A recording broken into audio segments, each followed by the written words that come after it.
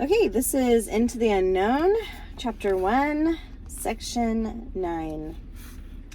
March 17th, 1895. Sorry, my phone holder is not in the car, so I'll try and make sure I'm not covering up my face every time.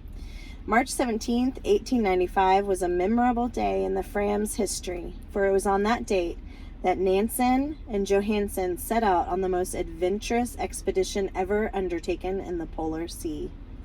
At the time of leaving the ship, she was in 84 degrees north latitude. On quitting her, they fired a salute on board with all their guns as a farewell, and as the lads on the Fram kept their spirits up bravely, every eye was full of tears, something quite uncommon with them. And they watched their two adventurous comrades with their sleighs and dogs as they set off towards the pole till they were lost to sight. The ice was terribly difficult, and they had a wearisome march over it, and to make matters worse, a southerly drift set in, driving them nearly as far back as they advanced. However, they got on pretty well until reaching 85 degrees north latitude, when another backdrift set in, lasting indeed without intermission during the whole of the expedition. The dogs, too, got worn out and had to be killed one after the other. While, to add to their discomfort, their clothes would get frozen so stiff during the day that they had to thaw them in their sleeping bags at night with the warmth of their bodies. Very often, they were so tired in the evening that they would fall asleep with the food in their hands. It was sorrowful work to have to kill these faithful animals when they were worn out. Nansen himself says that he often felt the bitterest self-reproaches and confessed that this expedition seemed to destroy all the better feelings of his nature. But forward they must go, and forward they went, though their progress was very slow. It was not long before Nansen became convinced that it would be an utter impossibility to reach the pole through such masses of pack ice and hummocks, which is humps or ridges in an ice field, as they encountered. The question, therefore, was, how far should they venture towards it before turning their faces southward? On Monday, April 8th, they determined to go on no farther. So, on the following day, they changed their course to the south. The going improved a little as they traveled on. As far as the eye could reach, huge masses of ice towered aloft towards the north, while towards the south the ice became each day more favorable, a circumstance that greatly cheered them up. They found it very hard work crossing the open channels in the ice, and what made it harder is that the number of their dogs diminished daily, one after another having to be killed as food for the survivors. It was absolutely necessary, however, to reach a latitude where game could be procured before their stock of provisions gave out. On May 19th, they came on the tracks of a bear, but did not see the animal itself. The tracks of foxes they had already seen when in 85 degrees north latitude.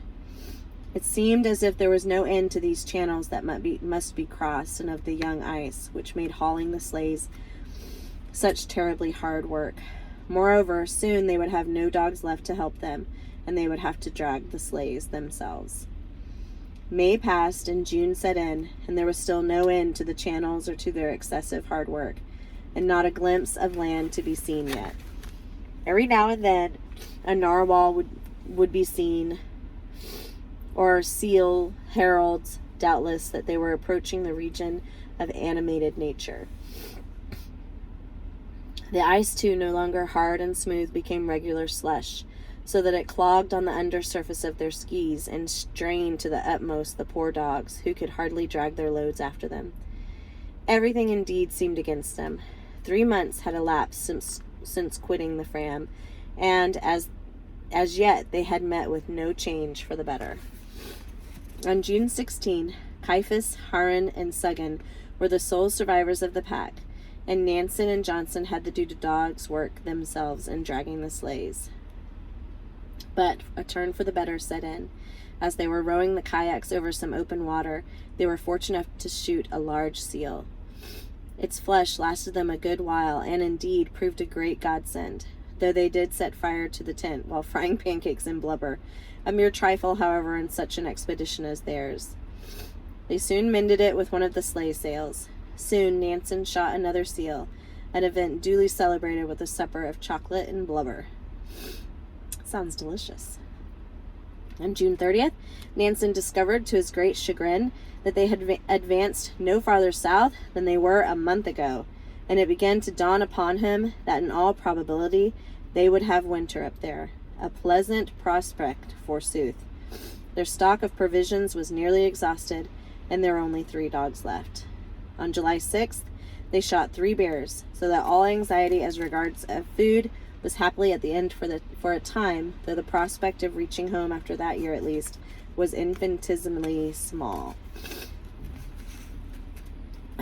On Tuesday, July 23rd, they finally broke up Longing Camp, as they termed their quarters, and devoted all their energies to their journey homeward. The next day they saw land for the first time. Through the telescope, its hazy outline could be discerned, but it took them a fortnight to reach it, and when they did reach it, they were so exhausted they had to lie up several days. During this time, Johansen was nearly killed by a bear. On reaching land, they had to shoot Caiaphas and Suggen, the sole survivors of their 26 faithful companions. It was a hard task. Johansen took Nansen's dog Caiaphas on a leash behind a hummock, while Nansen did the same with Johansen's Suggen. Their 2 guns went off simultaneously, and the 2 men stood friendless, alone in the desert of ice. They did not say many words to each other on meeting. Along the coast of the land, they discovered there was open water, which they availed themselves, first lashing their kayaks together so that they formed, in fact, a double kayak. They rowed for several days and were fortunate enough to shoot a walrus, but they had no idea what land it was or where they were. One evening, however, the channel closed up and no more open water was to be found. But on August 13th, it opened up again and they were able to push on. After 24 hours, it closed once more and they had to drag the kayaks on the sleigh overland. On the evening of August 18th, they reached one of the islands they had been steering for, and for the first time in 2 years had bare earth under their feet. Here they reveled in the joys of country life, jumping over the rocks, gathering moss and specimens of the flora, and hoisting the Norwegian flag. In its summer dress, this northern land seemed to them to be a perfect paradise. Plenty of seals, seabirds, flowers, and mud, and in front the blue sea. They were, therefore, loath to leave it, but onward they must proceed if they wished to reach home that autumn. But fate willed it otherwise. They soon encountered ice again. Nothing but ice. Bare ice, as far as the eye could reach. After waiting a considerable time, they once more had open water, of which they took advantage by hoisting a sail, but at the end of 24 hours their course was again blocked, a block that decided their future movements materially, for they were compelled to winter there. It may readily be supposed that this was not only a terrible disappointment, but also a severe trial to our 2 Arctic navigators. After all their labor and exertion, after reaching open water and buoying themselves up with the hope that their struggles would soon be over, to find that hope shattered and their plans rendered abortive, and that they must perforce be imprisoned in the ice for months, was enough to make them lose heart altogether. But once they realized their position, they acted like men set to work to build a stone hut on the roof and floor of which they stretched their bare hides. They succeeded in shooting several walrus, the blubber of which provided them with fuel, so that they might have been in a worse plight than they were. Still, it was not altogether pleasant to have to lie in the stone hut during the polar winter, with the thermometer down to -40°F, without any other food than bear's flesh and blubber. Indeed, it required the constitution of a giant to endure it, and any unyielding determination not to lose heart altogether. By working for a week, they finished the walls of their abode, and after getting the roof on, they moved into it. They made a great heap of blubber of the walrus they had shot outside the hut, covering it over with walrus hides. This was their fuel store. It served, of course, to attract bears, which was an advantage. and many a one paid the penalty of his appetite by being shot. At first they found it very uncomfortable at night, so they both slept in one sleeping bag, and thus kept tolerably warm. But the climax of their joy was building in the roof a chimney of ice to let out the smoke of their fire. They had no other materials to make it out of. It answered capitally, however, having only one drawback: it readily melted. But there was no lack of ice for making another. During the course of this winter, the foxes proved very troublesome. They gnawed holes in the roof, stole instruments, wire, harpoons, and a thermometer. Blessedly, they had a spare one, so that the register of the temperature did not suffer. There were principally white foxes that visited them, but occasionally they saw the blue fox, and would have dearly liked to have shoot some specimens of that beautiful animal, only that they feared their ammunition would not hold out. They shot their last bear on October 21st, after which they saw no more till the following spring. It was a long, tedious winter, the weather generally very boisterous, with drifting snowstorms, but every now and then fine weather would set in, when the stars would shine with great brilliancy, and wondrously beautiful displays of the aurora borealis would lighten up the whole scene. Another Christmas Eve arrived, the third they had spent in the polar regions, but this was the dreariest and gloomiest of them all. However, they determined to celebrate it, which they did by reversing their shirts. Then they ate fish meal with train oil instead of butter, and for a second course toasted bread and blubber. On Christmas morning they treated themselves to chocolate and bread. On New Year's Day, 1896, it was negative 41 degrees Fahrenheit, and all of Nansen's fingertips were frostbitten. Out there on that dreary headland, their thoughts wandered away to their home, where they pictured to themselves all the Christmas joy and festivity that would be taking place, the flakes of snow falling gently out of doors, and the happy faces of their dear ones within. Nansen and Johansen slept during the greater part of that long winter. Sometimes, like bears in their winter quarters, they would sleep for 24 hours at a stretch, when there was nothing particularly to be done. Spring, however, returned at last, and the birds began to reappear on their northerly flight. On May 19th, they broke up their winter camp and proceeded over the ice in a southerly direction, meeting with long stretches of level young ice, making also good use of their sail. They finally reached open water on Friday, June 12th. They now lashed the two kayaks together, forming a double kayak, and set out to sea with a favorable breeze, feeling very elated. In the evening, they lay to at the edge of the ice to rest, having first moored the kayaks with a rope, and then got up on a hummock to reconnoiter. Presently, Johansen was heard to shout out, "The kayaks are adrift!"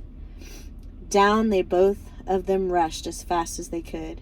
"Here, take my watch," cried Nansen, handing it to Johansen, while he divested himself of his outer garments and jumped into the water. Meanwhile, the kayaks had drifted a considerable distance. It was absolutely necessary to overtake them, for their loss meant death. But we will let Nansen tell the story. When I got tired, I turned over on my back, and then I could see Johansen walking incessantly to and fro on the ice. Poor fellow, he could not stand still. He felt it was so dreadful to be unable to do anything. Moreover, he did not entertain, he told me, much hope of my being able to reach them. However, it would not have mended matters had he jumped in after me. They were the worst minutes, he said, he had ever passed in all his life.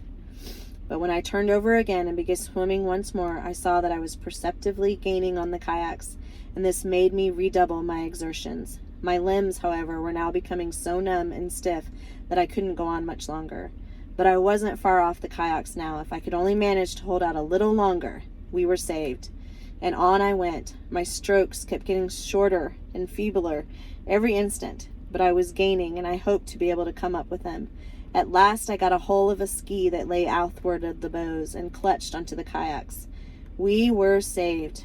But when I tried to get aboard, my limbs were so cold and stiff that I couldn't manage it.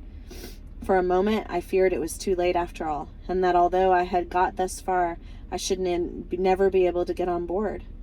So I waited a moment to rest, and after a great deal of difficulty, succeeded in getting one leg up on the edge of the sleigh that was lying on the deck, and so got on board, but so exhausted that I found it hard to use the paddle.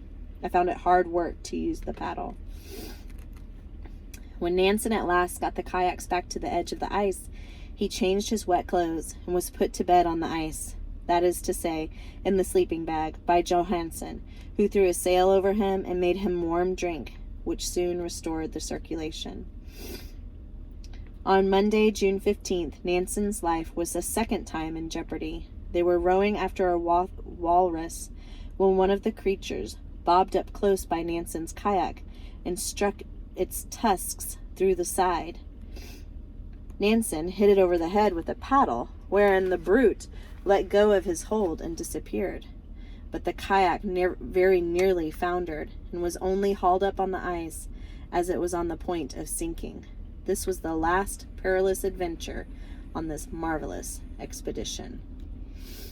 And that is the end of section 9, chapter 1 of Into the Unknown.